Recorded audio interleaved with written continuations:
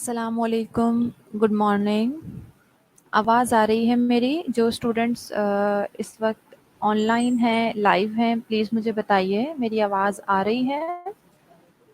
Arooj Aslam, Saira, am I audible to you?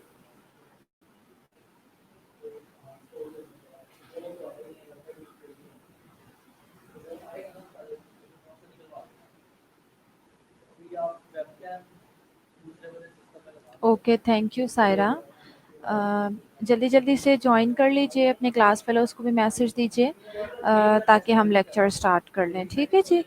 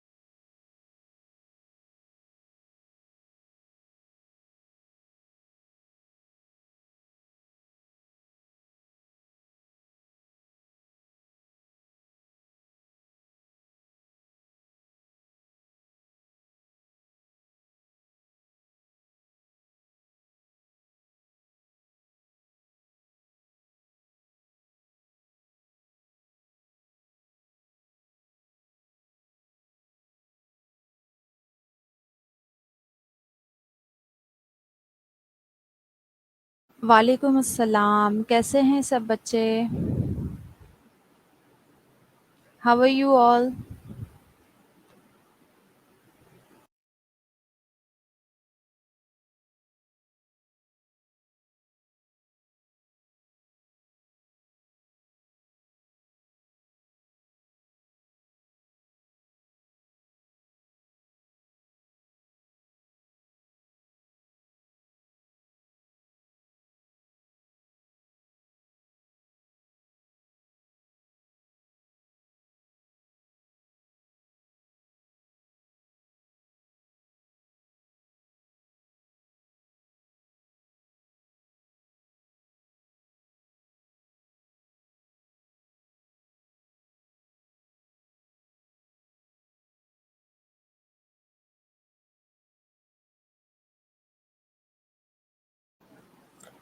वालेकुम अस्सलाम, good morning. अल्हम्दुलिल्लाह मैं भी ठीक हूँ बेटा। जल्दी जल्दी से ज्वाइन कर लीजिए। Still 17 students are here. I will wait further 2 to 3 minutes, then I will start my lecture. Okay.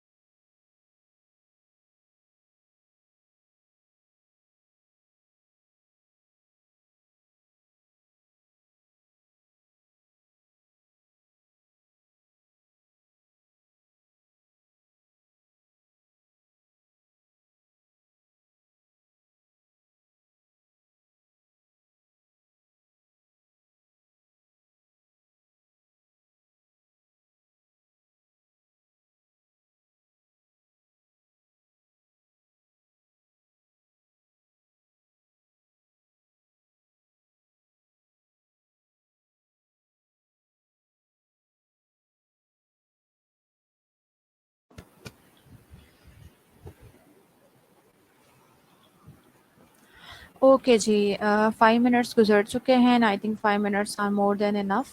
अब हम जो है अपना लेक्चर स्टार्ट कर लेते हैं। लेक्चर से लास्ट क्लास में जो है स्टूडेंट ने रिक्वेस्ट की थी कि हम थोड़ा सा समराइज कर लें लेक्चर को, जो हमने लास्ट पढ़ा था, लेकिन अनफॉर्चुनेटली टाइम ख़त्म हो गया था। तो हम जो कल के लेक्चर में पढ़ा था उसे समराइज़ कर लेते हैं, उसके बाद इंशाल्लाह हम आगे अपना लेक्चर कंटिन्यू करते हैं। मीनवाइल आपके जो रिमेनिंग स्टूडेंट्स हैं वो भी जॉइन कर लेंगे। अच्छा जी, कल हमने जो चीज़ें पढ़ी थी, कल हमने कहाँ से स्टार्ट किया था? आई थिंक हमने मसल टोन भी पढ़ ली थी और असेसमेंट पढ़ रहे थे हम। कल हमने बेसिकली असेसमेंट से स्टार्ट लिया था। ठीक है।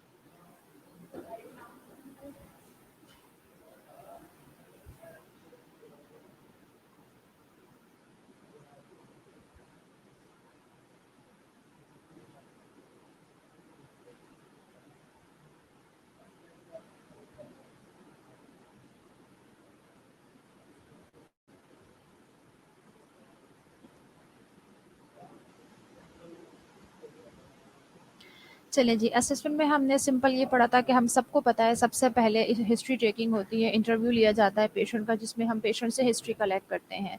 जो हिस्ट्री है उसमें हमने सबसे पहले ये देख लिया था कि पेशेंट को जो मस्कुलोस्केलेटल डिसऑर्डर है, मस्कुलोस्केलेटल से रिलेटेड जो भी प्रॉब्लम है, उसका पेशेंट की हेल्थ के ऊपर या पेशेंट की जो डेली लिविंग्स है उसके ऊपर क्या इफेक्ट हो रहा है, उससे रिलेटेड तमाम क्वेश्चनिंग हमने करनी है पेशेंट से कि उसकी जनरल हेल्थ किस किस्म की है और वो अपने जो प्रोग्राम्स है डेली लिविंग हेल्थ के जो एक्टिविटीज़ है उनको अकॉम्प्लिश कर पा रहा है या नहीं कर पा रहा। ठीक है जी।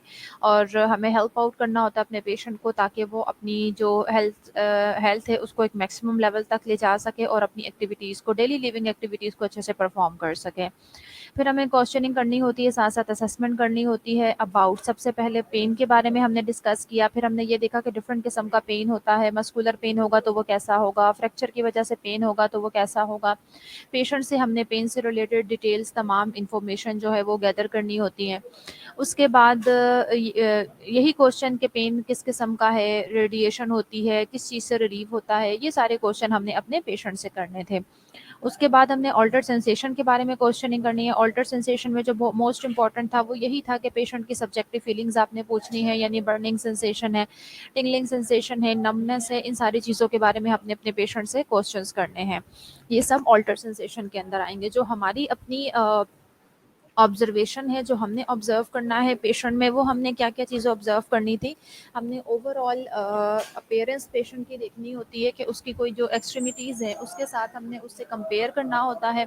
अफेक्टेड और अनअफेक्टेड एक्सट्रीमिटीज़ को हमने कंपेयर करना होता है। इसके अलावा हम ये देखते हैं कि पेशेंट साइनोटिक तो नहीं है, पेल तो नहीं हो रहा, यानी इससे हमें बेसिकली ऑल्टर्ड सेंसेशन, क्योंकि आपकी नर्व्स और ब्लड सप्लाई के ऊपर डिपेंड कर रही होती है। ठीक है ना। ये सारी चीज़ें हम चेक करते हैं। कैपिलरी रीफिल यहाँ पे करना होता है हमने, और पेशेंट से उसकी हेल्थ से रिलेटेड उसकी सोशल हिस्ट्री पूछनी है, उसकी फैमिली हिस्ट्री पूछनी है, कोई उनके उसको कॉन्करेंट कंडीशन तो नहीं चल रही है, यानी उसको कोई और डिजीज़ उसके साथ चल रही है, उसके बारे में क्वेश्चनिंग करनी है। उनकी फैमिली में कोई इस तरह की डिजीज़ प्रोग्रेस करती आ रही है, कोई जेनेटिक एबनॉर्मेलिटी हो सकती है, उसके बारे में क्वेश्चन आंसर करने हैं। फिर हमने फिजिकल असेसमेंट के बारे में पढ़ा था कि पेशेंट की हमने सिर्फ और सिर्फ उससे क्वेश्चनिंग नहीं करना, सिर्फ और सिर्फ सब्जेक्टिव डाटा हमने कलेक्ट नहीं करना, बल्कि हमने जो है हेल्थ असेसमेंट भी परफॉर्म करनी है, यानी फिजिकल असेसमेंट परफॉर्म करनी है पेशेंट के ऊपर। और फिजिकल असेसमेंट परफॉर्म करके हमने जनरल टू स्पेसिफिक जाएंगे। हम पहले उसकी जनरल असेसमेंट करेंगे, उसके बाद हम उसकी सोफिस्टिकेटेड जो फिजिकल मूवमेंट्स होती हैं, यानी जो भी जॉइंट, जो भी मसल इन्वॉल्व होगा, मोर स्पेसिफिकली जाके हम उस को असेस करना शुरू करेंगे। ठीक है जी। इसके अलावा हमने ये पढ़ा था कि हमने इंस्पेक्शन और प्रिपरेशन की टेक्निक्स यूज़ करनी है, पेशेंट का पोस्चर देखना है, उसका गेट देखना है, बोन इंटेग्रिटी देखनी है, उसके जॉइंट की फंक्शनिंग चेक करनी है, न्यूरोवास्कुलर स्टेटस चेक करना है, जो स्किन उस एरिया की उससे हमने चेक करना है। उसके बाद आपको थोड़ा-सा पोस्चर के बारे में बताया था कि हेल्दी पोस्चर किस तरह का होता है। अगर पेशेंट आपको इस तरह की पिक्चर प्रेज़ेंट कर रहा है तो आपको कैसे पता लगेगा what is kyphosis, what is lordosis and what is scoliosis. ठीक है जी। फिर गेट था। गेट के बारे में मैंने आपको बताया था कि ये बेसिकली पेशेंट आपके पास चलता हुआ आ रहा है तो उससे आपको पता लगता है कि उसका गेट किस किस्म का है। तो आप उसके गेट को भी असेस कर सकते हैं। फिर जी बोन इंटेग्रिटी है। बोन इंटेग्रिटी में यही था कि आपकी बोन की इंटेग्रिटी आपने चेक करनी है, यानी बोन का जो शेप होनी चाहिए, जैसे लॉन्ग बोन्स होती हैं उनको किस तरह का होना चाहिए, वो उस तरह है या नहीं है। हम एक्सट्रीमिटीज़ को कंपेयर करते हैं, कोई एक्सट्रीमिटी शॉर्टेंड तो नहीं हुई, एम्पुटेशन तो नहीं है पेशेंट को। फिर जॉइंट्स हो गए, उनकी मूवमेंट को चेक करना होता है, और अगर कोई फ्रैक्चर हो गया है तो उनके जो फ्रेगमेंट्स हैं हम कोशिश करते हैं कि उस फ्रैक्चर को इमोबाइल कर दें ताकि एडिशनल इंजरी ना कॉज कर सके। फिर हमने जॉइंट फंक्शन चेक करना है। जॉइंट फंक्शन कैसे चेक किया जाता है बेटा जी? जॉइंट फंक्शन जो है वो हमेशा रेंज ऑफ मोशन से चेक किया जाता है। वो यानी रेंज ऑफ मोशन का यही मतलब होता है कि वो आपका पर्टिकुलर जॉइंट जो है उसकी रेंज कितनी है, वो कितनी रेंज में जो है मोशन परफॉर्म कर सकता है। उसमें देखें एक्टिव रेंज ऑफ मोशन भी होती है और पैसिव रेंज ऑफ मोशन भी होती है। एक्टिव रेंज ऑफ मोशन में ये होता है कि जॉइंट जो है वो खुद से मूव, उसके जो सराउंडिंग मसल्स होते हैं उसकी मदद से पेशेंट खुद से अपने जॉइंट्स को मूव करके दिखाता है, और जो पैसिव होते हैं उसमें एग्जामिनर खुद उसके जॉइंट को मूव करता है। ठीक है जी। फिर हमने पल्पेशन भी पढ़ी थी कि पल्पेट करके हम जॉइंट्स को चेक करते हैं, वहाँ पे कोई क्रैकिंग साउंड तो नहीं आ रही, कोई नोड्यूल्स तो हमें फील नहीं हो रहा है। इन सारी चीज़ों को चेक करना है।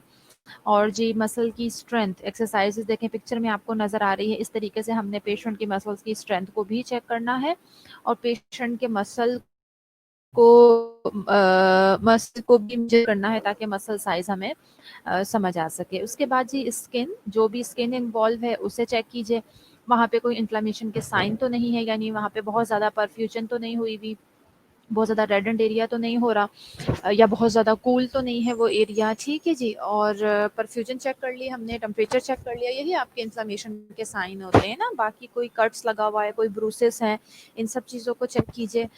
एंड ऑब्वियसली वही सर्कुलेशन और न्यूरोवास्कुलर स्टेटस चेक किया जाता है। फिर ये हमने आपको बताया था कि रेडियल नर्व है, मीडियन नर्व है और अल्नर नर्व है, तो इसका मोटर फंक्शन और सेंसरी फंक्शन किस तरह से हमने चेक करना है।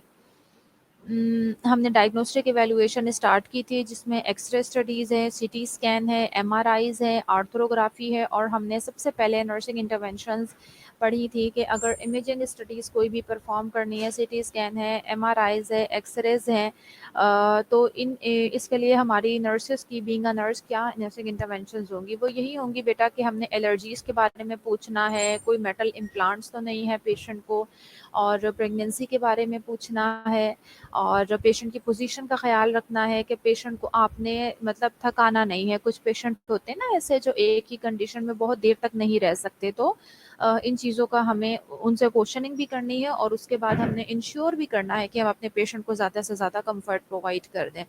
ठीक है जी। उसके बाद बोन डेंसिटोमीट्री है, जो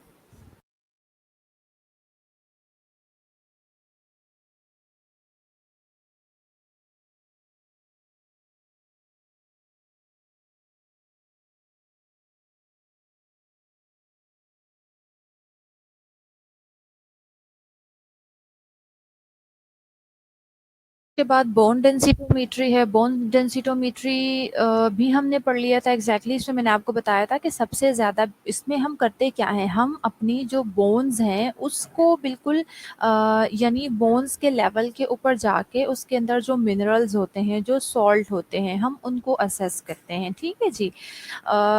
डेक्सा स्कैन मोस्ट कॉमनली जो है ना यूज़ होता है इसमें मेथड, और जो हम ओस्टियोपोरोसिस हो गया, ओस्टियोपीनिया हो गया, गया, इस तरह की चीज़ें आइडेंटिफाई करते हैं डेक्सा स्कैन के थ्रू।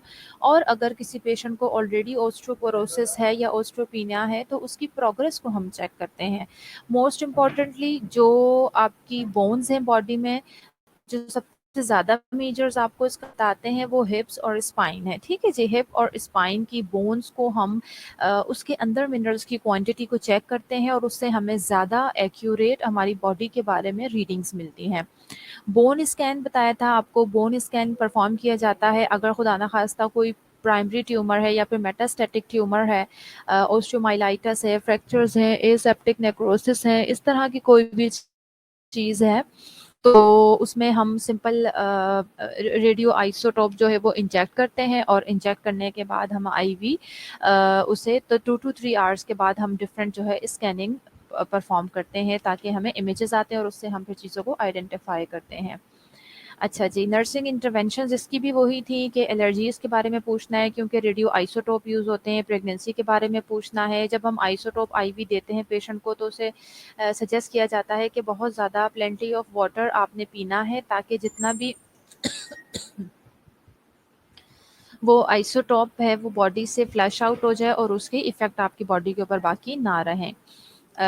आर्थ्रोस्कोपी हमने नहीं पढ़ा था आई थिंक। यहाँ तक चीज़ें ये मैंने आपको समराइज़ कर दिया है। ठीक है जी, यहाँ तक किसी की कोई क्वेरी है तो पूछ लीजिए, आगे फिर मैं स्टार्ट करती हूँ।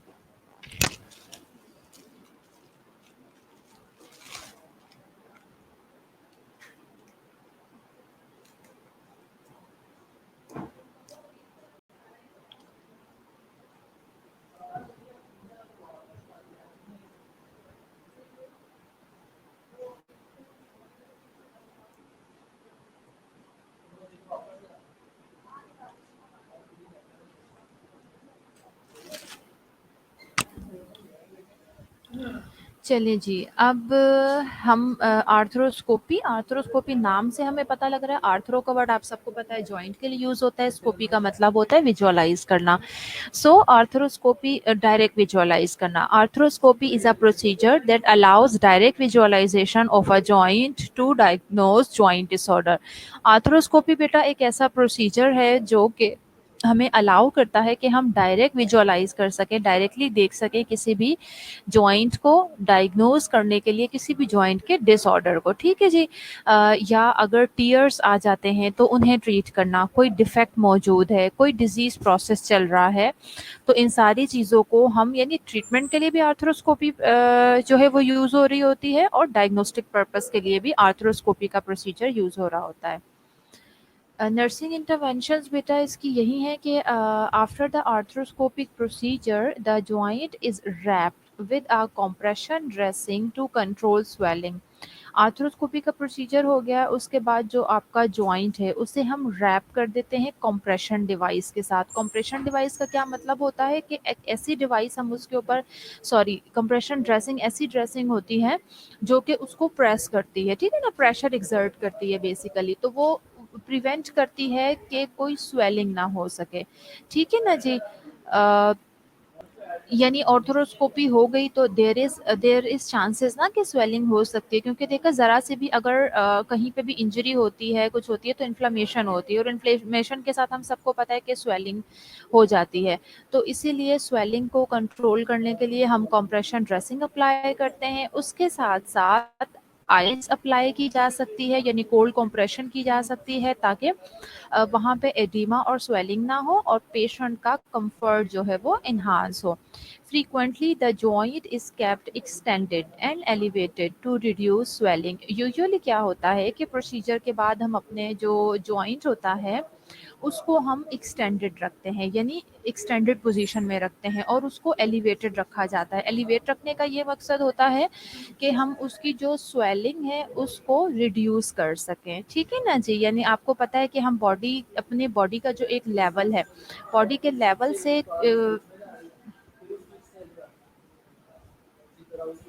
बेटा सायरा, ये जो आप क्रैब बैंडेज या क्रैब ड्रेसिंग कह रहे हैं ना, तो क्रैब बैंडेज या क्रैब ड्रेसिंग उसे हम कंप्रेशन डिवाइस, हम उसे कंप्रेशन ड्रेसिंग उस तरह से नहीं कह सकते जो हम यहाँ पे वर्ड यूज़ कर रहे हैं। इसलिए क्योंकि देखो वो क्रैब बैंडेज में नो डाउट कि आप जब उसको रैप करके अप्लाई करते हैं तो ऑब्वियसली जो क्रैब बैंडेज होती है वो ऑब्वियसली प्रेशर तो एग्जर्ट कर रही होती है, लेकिन वो इतना ज़्यादा प्रेशर एग्जर्ट नहीं कर जी। मैं इस पे जी जी। तो जो कंप्रेशन है वो उसके ऊपर है कंप्रेशन, तो उसके ऊपर प्रेस कर रही होती है, लेकिन इतनी ज़्यादा वहाँ पे जो है वो नहीं होती है, यानी मैं तो कंफर्टेबल हूँ, आपको पता है, मैं ये यूज़ कर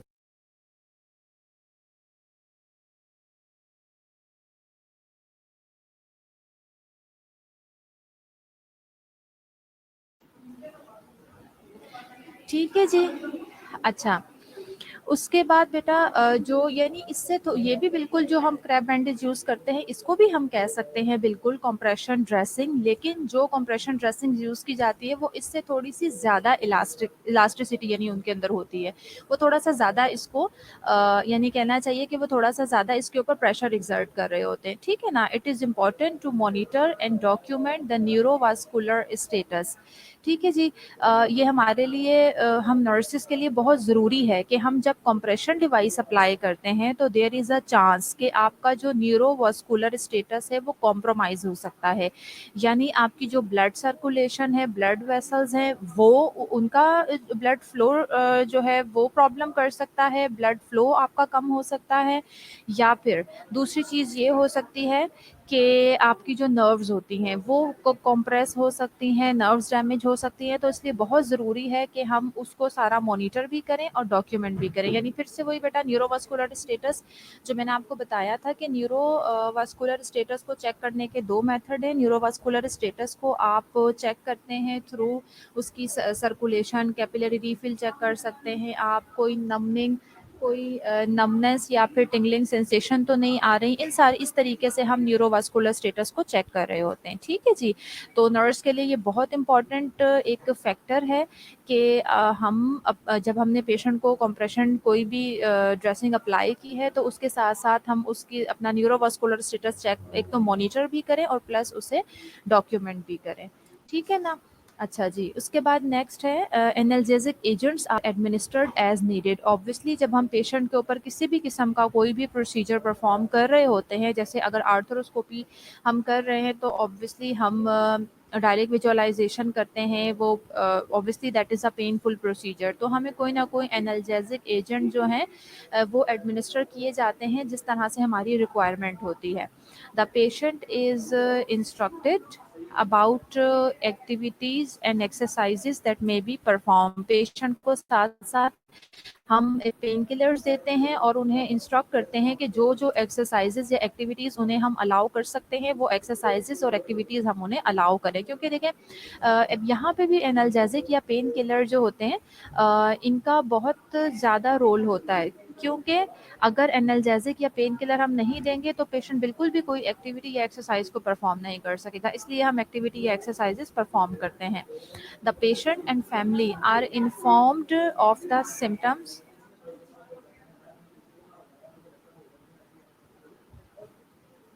बेटा 2-3 मिनट, थोड़ा सा यहाँ पे डिस्टरबेंस से शोर है, सॉरी फॉर दैट। नहीं, नेट का इशू तो नहीं है बेटा, थोड़ा सा आपको शोर आ रहा होगा बैकग्राउंड में, ज़रा कुछ लोग आए हुए हैं, कुछ काम चल रहा है। 2 से 3 मिनट में चीज़ें रिजॉल्व हो जाएंगी, फिर मैं इस स्लाइड को रिपीट कर दूंगी, ठीक है, डोंट वरी। अच्छा, उसके अलावा नेक्स्ट ये है कि patient and the family member are informed of the symptoms, यानी स्वेलिंग हो गई, नमनेस हो गई या कोल्ड स्किन हो सकती है, to watch for in order to determine whether complications are occurring and of the importance of notifying the physician of these observations. अब बहुत इंपॉर्टेंट है कि हम जो पेशेंट के फैमिली मेंबर्स हैं हम उनको भी इन्फॉर्म करें, पेशेंट को भी इन्फॉर्म करें कि पेशेंट स्वेलिंग हो सकती है, पेशेंट को नमनेस की फीलिंग हो सकती है, स्किन का जो एरिया है वो कोल्ड हो सकता है, ये वो सारे साइन सिम्टम हैं बेटा जो कि बहुत इंपॉर्टेंट है।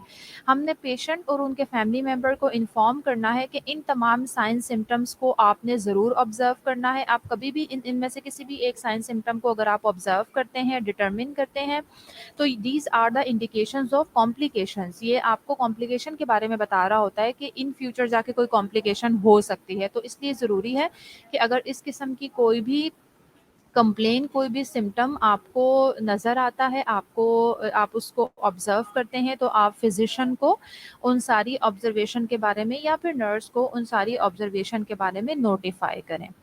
ठीक है जी।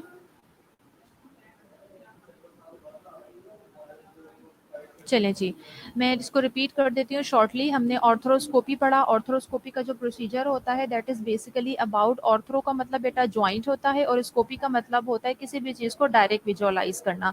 सो जो आर्थ्रोस्कोपी है उसमें हम बेसिकली जो जॉइंट्स हैं उसको हम डायरेक्ट विजुअलाइज कर रहे होते हैं। इसकी जो नर्सिंग इंटरवेंशन है वो मैंने आपके साथ डिस्कस की हैं कि जो आर्थ्रोस्कोपी है उसकी नर्सिंग इंटरवेंशन सिंपल ये है कि हमने एक तो कंप्रेशन बैंडेज अप्लाई करनी है ताकि स्वेलिंग ना हो सके, आइस एप्लीकेशन करनी है ताकि एडिमा ना हो और पेशेंट का कंफर्ट लेवल मज़ीद बढ़े। जो जॉइंट है उसे एलिवेटेड रखना है ताकि स्वेलिंग ना हो। प्लस न्यूरोवास्कुलर स्टेटस खुद चेक भी करना है नर्स ने और उसे मॉनिटर भी करना है। एनाल्जेसिक पेशेंट को जो है एडमिनिस्टर करने हैं ताकि वो थोड़ी बहुत एक्सरसाइजेज और एक्टिविटीज़ परफॉर्म कर सकें। इसके अलावा पेशेंट और फैमिली मेम्बर को इन्फॉर्म करना है आपने कि swelling, numbness, cold skin, these all are the signs of anticipated complications, यानी कॉम्प्लिकेशंस के साइन हो सकते हैं। इसलिए अगर आप इनमें से कोई भी चीज़ ऑब्जर्व करते हैं तो फ़ौरन से नर्स को या फिर फिजिशियन को कम्युनिकेट करें। क्लियर है जी नर्सिंग इंटरवेंशन फॉर ऑर्थ्रोस्कोपी?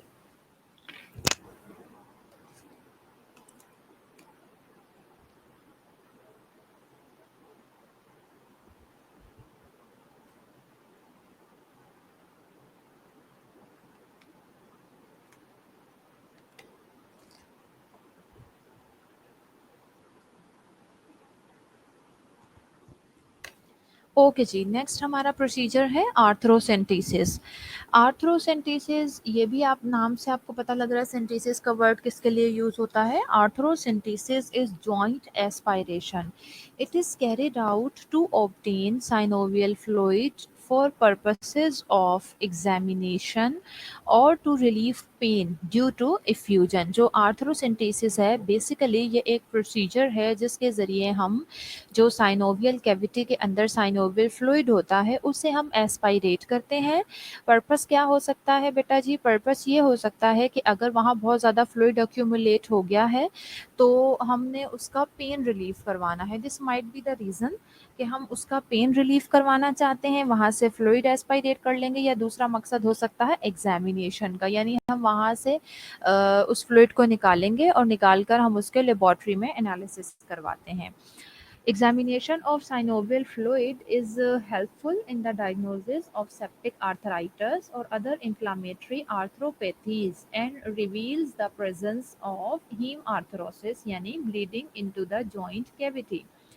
जो अब जब हमने सामिनेशन फ्लूइड निकाल लिया, एक तो हमने ये पढ़ लिया कि पेन रिलीफ करने के लिए, दूसरा हमने ये पढ़ा कि उसकी एग्जामिनेशन हमें करनी होती है। सो एग्जामिनेशन साइनोवियल फ्लूइड की किस किस मकसद के लिए कर सकते हैं या हमें उससे क्या क्या आउटकम नज़र आते हैं। देखें जी, सेप्टिक आर्थराइटिस हो सकता है, यानी पेशेंट को सेप्टिक का क्या मतलब है कि इन्फेक्टेड आर्थराइटिस है, ठीक है जी, वो है, या फिर कोई और इन्फ्लामेटरी आर्थरोपैथीज यानी जॉइंट की कुछ और इन्फ्लामेशन हो सकती हैं, और या फिर ये हो सकता है कि आपको हीम आर्थरोसिस मिलेगा, यानी उस जॉइंट की कैविटी के अंदर ब्लीडिंग हो सकती है।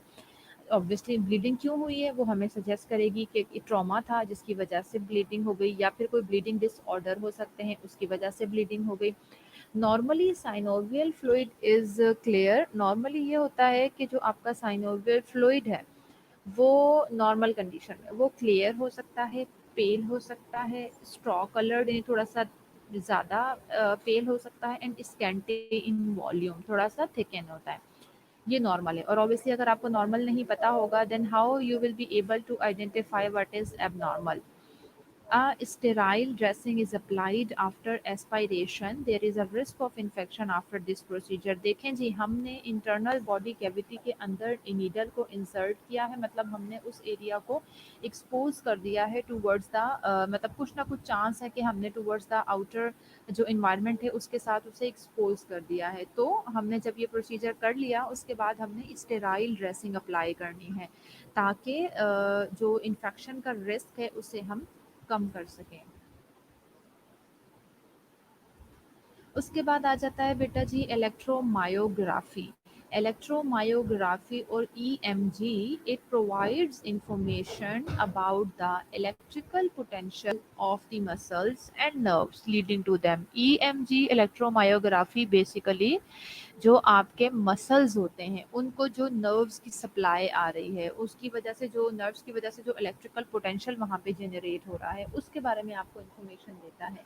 यानी वहाँ पे एक्शन पोटेंशियल जनरेट हो रहा है, इलेक्ट्रिकल पोटेंशियल जनरेट हो रहा है या नहीं हो रहा, वहाँ पे नर्व्स की सप्लाई ठीक है, आपकी सेंसरी नर्व सही से वहाँ पे चीज़ों को लेके पहुँच रही हैं या नहीं पहुँच रही, इन सारी चीज़ों को जो है हम इलेक्ट्रोमायोग्राफी के थ्रू आइडेंटिफाई करते हैं। The test is performed to evaluate muscle weakness, pain and disability। ये जो प्रोसीजर है, ये टेस्ट है, ये परफॉर्म किया जाता है ताकि हम इवेलुएट कर सकें, हम पता लगा सकें कि हमारे जो मसल्स हैं उनकी क्या कंडीशन है, वो वीक तो नहीं है, या आपका पेशेंट कंप्लेन कर रहा है वीकनेस की या पेन की, या उसको कोई डिसेबिलिटी हो गई है, तो ऑब्वियसली हम उसे आइडेंटिफाई करने के लिए इलेक्ट्रोमायोग्राफी करवाते हैं ताकि हम देख सकें कि वहाँ पे कहीं कोई नर्व का इशू तो नहीं है जिसकी वजह से ये प्रॉब्लम हो रही है। The purpose of any abnormality The purpose of the procedure is to determine any abnormality of function and to differentiate muscle and nerve problem। Basically इस procedure को perform करने का ये मकसद होता है। बेटा मैं तो बहुत ऊंचा बोल रही हूँ।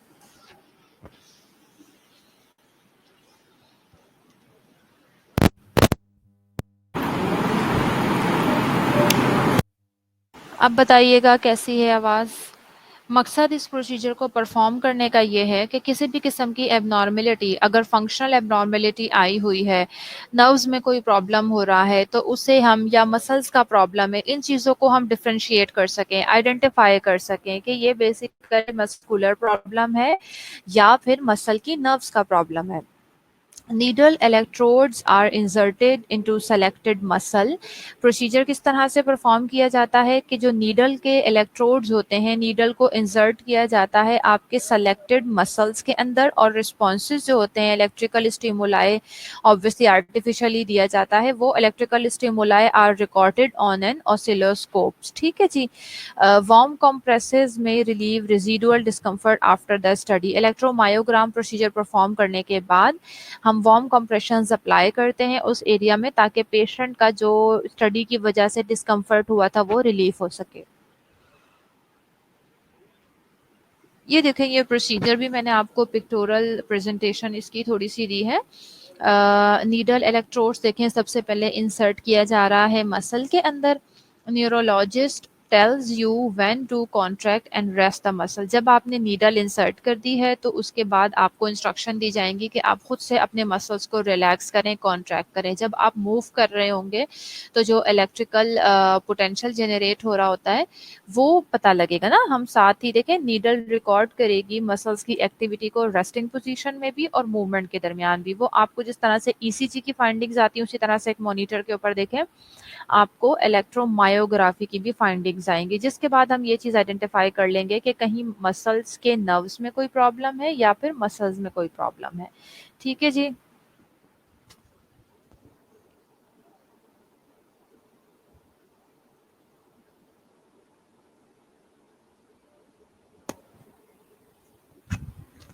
नेक्स्ट आ जाता है बायोप्सी और उसकी nursing interventions. Biopsy may be performed to determine. अच्छा, बायोप्सी सबको पता है क्या होती है? Does everyone know what is biopsy?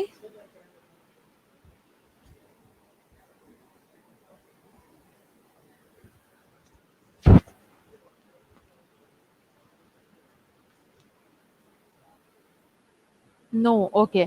Biopsy बेटा एक डायग्नोस्टिक प्रोसीजर होता है, डिफरेंट चीज़ों के लिए किया जाता है। जैसे मैं आपको एग्जांपल्स देती हूँ। एक तो जो बहुत यानी किसी भी बॉडी पार्ट को हम बहुत छोटा सा माइक्रो माइक्रो जो है उसमें मेजरमेंट लेवल के ऊपर जाके हम छोटा सा टिश्यू का पीस लेते हैं और उसकी हिस्टोपैथोलॉजी करवाते हैं,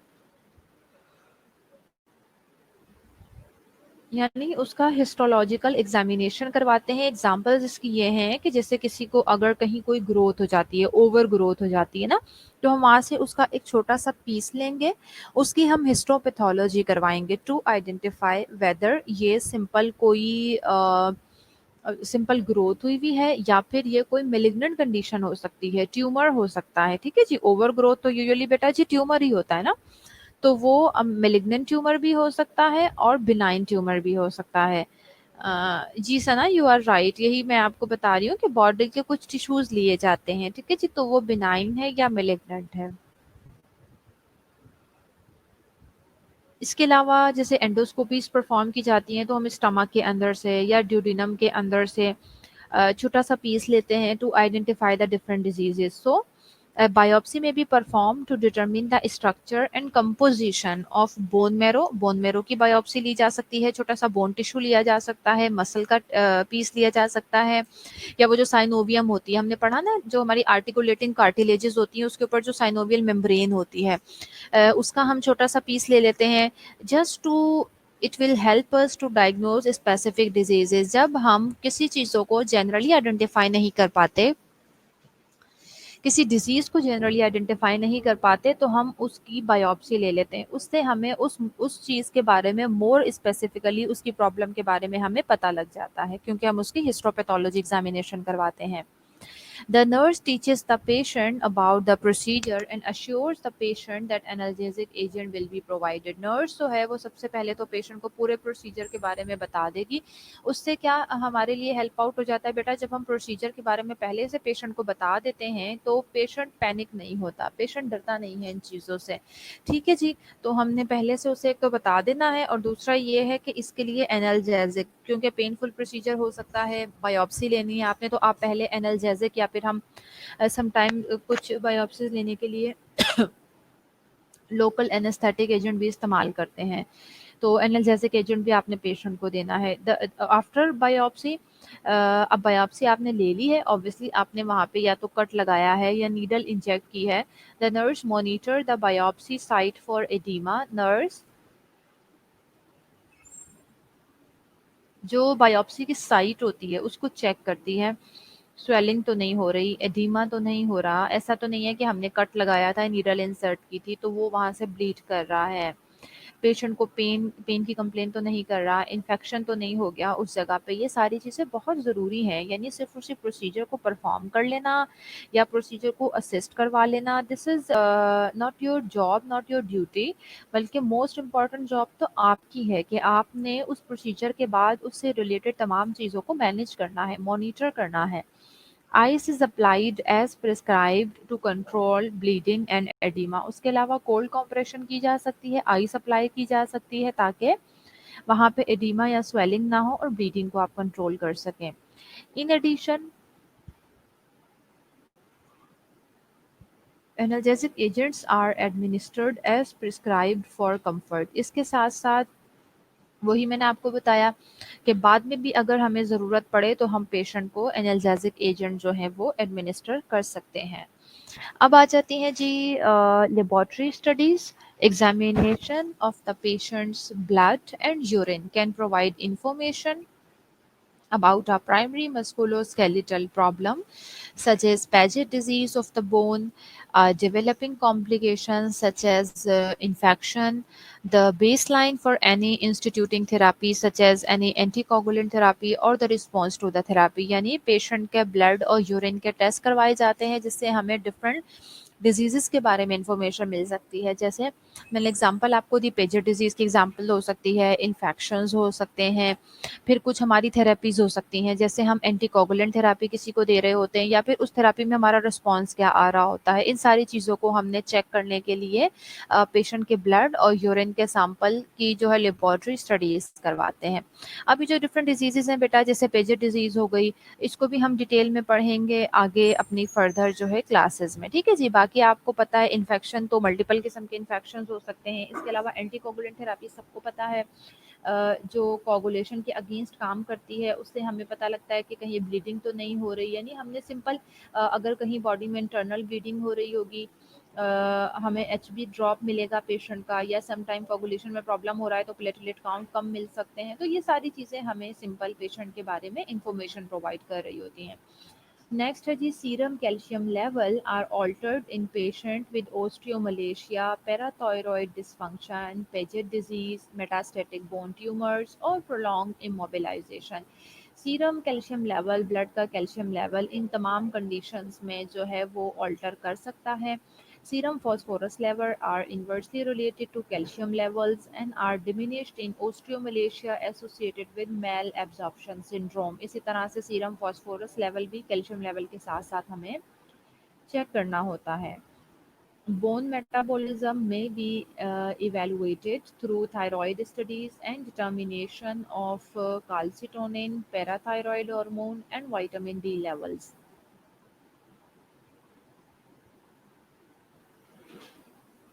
अब जो बोन का मेटाबॉलिज्म है, यानी आपकी जो ओस्टियोक्लास्ट एक्टिविटी है, ओस्टियोब्लास्ट की एक्टिविटी है, बोन रीजॉर्प्शन है, बोन फॉर्मेशन है, बोन मॉडलिंग रीमॉडलिंग है, इन सारी चीज़ों को हम डिफरेंट स्टडीज़, यानी अगर इनमें से कोई भी चीज़ आपको नज़र आ रही है होती हुई, तो हम उसके लिए डिफरेंट प्रोसीजर्स या डिफरेंट असेसमेंट करते हैं, जिसमें देखें थायराइड की स्टडीज़ शामिल हैं, फिर काल्सिटोनिन की हार्मोन की स्टडी शामिल है, पैराथायरॉयड हार्मोन की, विटामिन डी लेवल्स की। इन सब से हमें पता लगता रहता है कि हमारी बोन का मेटाबॉलिज्म किस तरफ जा रहा है। इसके साथ साथ जी, सीरम यानी ब्लड में डिफरेंट एंजाइम्स होते हैं हमारी बॉडी में, उनके लेवल हम चेक कर सकते हैं। जैसे क्रिएटिनिन काइनेज है, एस्पाइरेट अमाइनो ट्रांसफेरेज है, ये सब एलिवेटेड मिल सकते हैं हमें अगर बॉडी में कहीं मसल्स डैमेज हुए हैं। यानी अगर डायरेक्टली आपके मसल्स डैमेज हुए हैं, उन्हें कोई नुकसान हुआ है, तो ऐसी कंडीशंस में हमें ये एंजाइम्स एलिवेटेड मिल सकते हैं। उसके बाद जी, यूरिन का कैल्शियम लेवल इंक्रीज हो सकता है with bone destruction such as parathyroid function, metastatic bone tumours and multiple myeloma. Urine में ऐसी कंडीशंस में जो कैल्शियम है वो यूरिन में एक्सक्रीट आउट हो सकता है।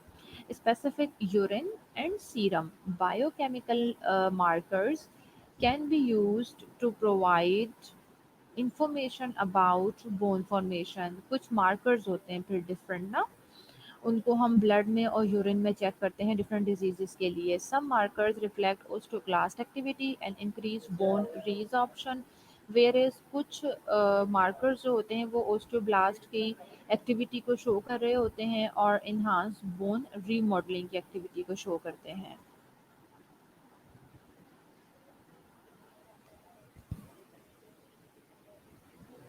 ठीक है जी, it was about introduction to musculoskeletal system, जिसमें हमने असेसमेंट पढ़ी, इंटरव्यूइंग पढ़ा, फिजिकल एग्जामिनेशन पढ़ी, इनॉटमी पढ़ी, फिजियोलॉजी पढ़ी, डायग्नोस्टिक टेस्ट पढ़े डिफरेंट। ठीक है जी, और तकरीबन 43-44 मिनट्स भी हो चुके हैं, हमारा लेक्चर भी ये फिनिश हो गया है और साथ ही क्लास का टाइम भी। तो अभी अटेंडेंस मार्क कर लेते हैं। ठीक है जी।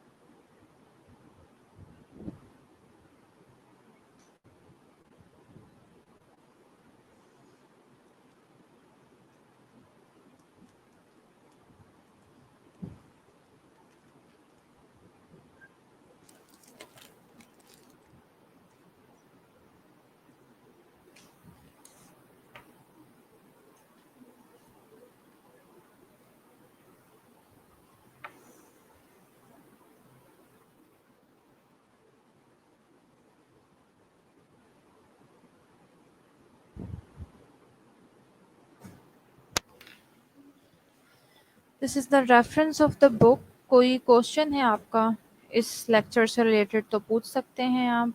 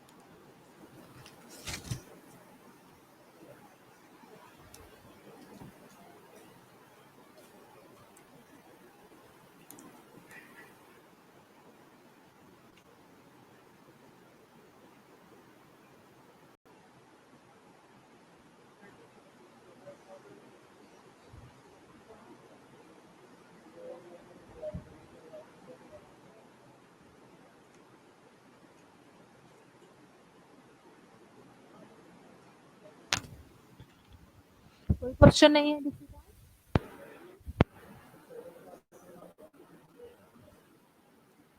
चले जी, अटेंडेंस हो गई है। अभी 2 से 3 मिनट के बाद आपका जो नेक्स्ट लेक्चर है वो भी मेरे ही साथ है। एडल्ट हेल्थ नर्सिंग का नेक्स्ट टॉपिक हम शुरू करेंगे। 10 मिनट्स का ब्रेक है आप सबके पास। 10 मिनट्स के बाद हम फिर से जो है वो स्टार्ट करेंगे। ठीक है जी, take very good care yourself. अल्लाह हाफिज़।